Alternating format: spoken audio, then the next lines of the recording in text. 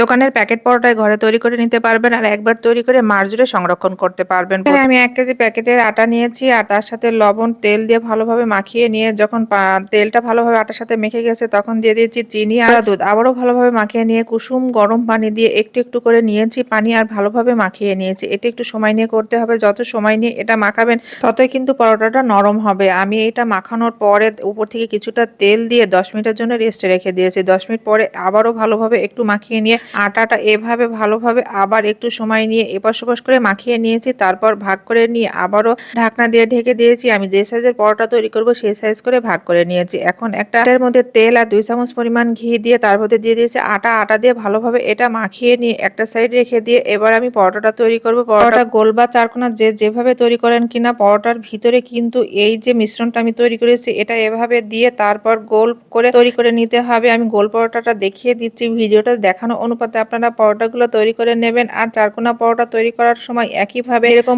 প্রত্যেকটা পরোটা তৈরি করে আগেই রেখে দিতে হবে। তারপর একটা, একটা পরোটা বেলতে হবে। এই পরোটাটা আমি একবারে তৈরি করে ১ মাস পর্যন্ত সংরক্ষণ করে থাকি ডিপ ফ্রিজে। ডিপ ফ্রিজে রেখে দিলে পরোটাটা বেশ ভালো থাকে। আমি যেভাবে রাখছি ঠিক সেভাবে রাখবেন।